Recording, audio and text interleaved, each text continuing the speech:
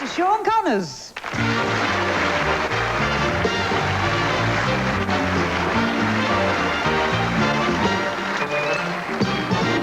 Thank you. Isn't it strange in England you tell the jokes about the Irishman? In Ireland, we tell them about the man from County Kerry, the Kerry man. Now, the only difference is he makes up the stories and he tells us. Now, you'll always know a Kerry man because he wears flared wellies.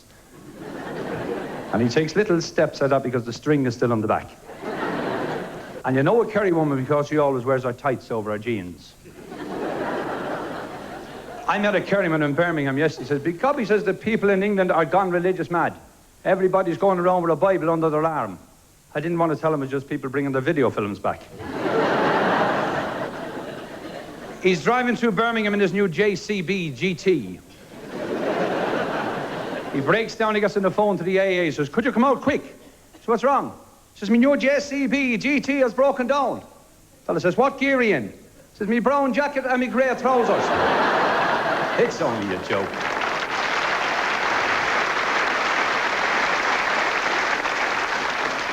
Well, the two of them get a job with the Birmingham Council laying the flagstones, and they're working away one day, and this fella pulls up in a big Rolls Royce and he's watching them.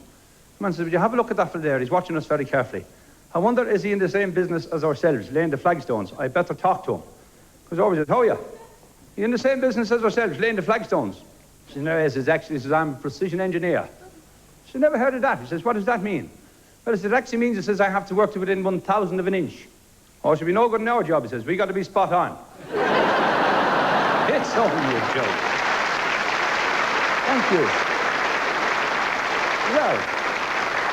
Well, they win £500,000 on Littlewood's pools, and they're walking down, money coming out of every pocket. And they come to a chippy and says, one fellow says, Mick, I'm feeling very peckish. We'll go over there and get 2 bags of chips. So they walk over, get the chips, walking down the road, eating the chips. And they come to a big car showroom, and there's 2 brand new Mercedes in the window.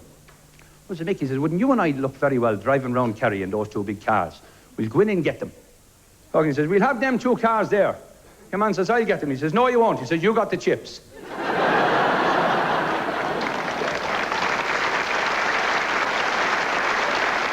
Thank you. But the ballroom of romance is back. The Locarno, the Mecca, the Ritz. A friend of mine was dancing around this American fellow. He says, I work in a naval destroyer. Do you know what a naval destroyer is? Yes, he says, a hula hoop or a nail in it. They're coming home in the taxi, he starts messing and says, get your hands off me. He says, gee, baby, he says, you turn me on so much I can't take my hands off you. He says, do you want to see where I had my operation? He says, baby, would I love to see where you had your operation? He says, driver, take me round by Birmingham General. But who remembers years ago when the women didn't drink, when they were in the dance hall from early waiting on us, lined up against the far wall, with the cardigans on back to front? And we're over in the pub having a few drinks, and you haven't got a care in the world because there's somebody out there minding your bike. And you're standing there, one button draped, drain pipes, margarine pouring down your forehead. Closing time comes, you drink up, out the pass out, cross the road, take up your position on the opposite wall, weighing up the women. And you always had a cigarette between you. Now, nowadays, people smoke like this. We used to smoke like that. What about those 2 women over there? He says, I don't like the look of your one. And the women used to talk as well. Now, my pal had a long nose. Now, it wasn't actually that long, but he could smoke under a shower. He was going over to ask this girl to dance, and I heard a pal saying, get out of the way quick, here comes Concord. But when you made your mind up, the blonde girl, dragging the cigarette, tap it, flow it into the top pocket.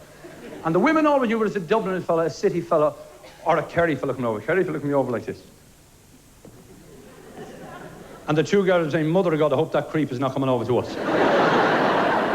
But he'd stand in front of her and he'd say, are you getting up? She'd say, ask me, pal, I'm sweating. And he goes up to her pal and he says, you dance? And says, no, I'm holding down a loose floorboard. It's only a joke. Well, he grabs a hand, he starts shouting up there, do you dance here much? He says, no, sometimes I dance over there. Where do you work? She says, McVitie's. So what do you do? He says, I mend the broken biscuits. Where have you been all my life? Well, for the first half I wasn't born.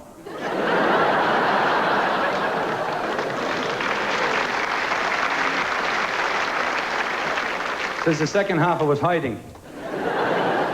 Can I have the last dance? She says, you're having it.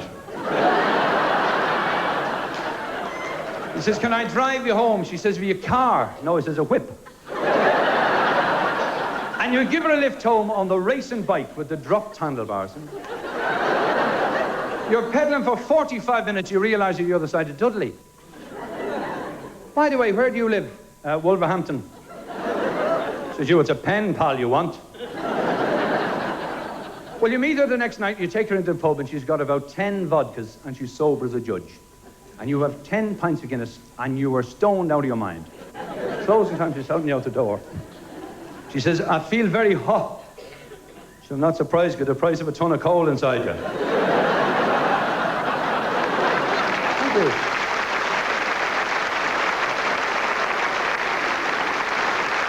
Well, I married the lady. Now, I know it's a woman's privilege to be ugly, but she abused the privilege. The priest said, do you take this woman to be your lawful wedded wife? I says, I do. The priest says, I'll ask you again.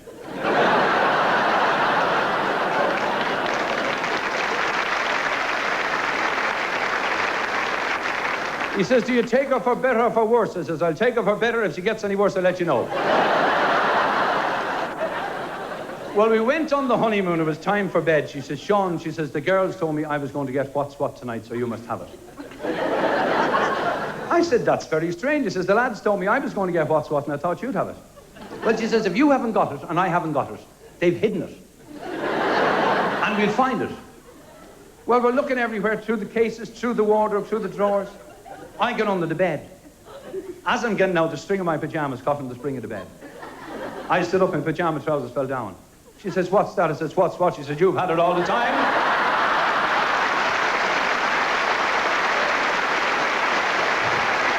Thank you.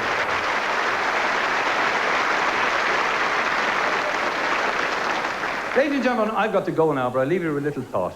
In this day and age, some people think it's nice to be important. I think it's far more important to be nice. You've been very, very nice to me. Thank you very much. Good night and God bless.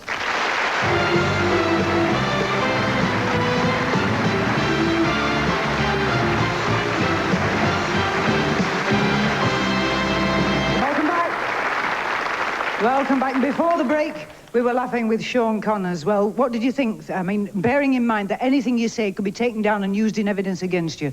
Shaun Connors, we'll start with Faith, if we may. What can I say about Shaun Connors? I thought, well, he's halfway there with an Irish accent like he's got anyway, right? He's got this lovely, warm personality. He radiates warmth. The way he puts them over and tells them, A1. In my book, I thought he was absolutely fabulous. I'd go and see him anywhere, really and truthfully. Thank you, Faith.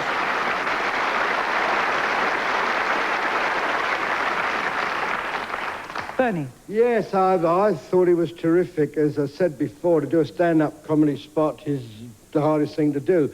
And Ireland have sent us some wonderful comedians. They're just really superb, like Harry Bailey, Frank Carson, and now we've got Shaun. And I hope tonight's show will be seen by bookers from all the various television channels, because I think we should, well, this man deserves to be seen very much again on British television. So good luck to Shaun.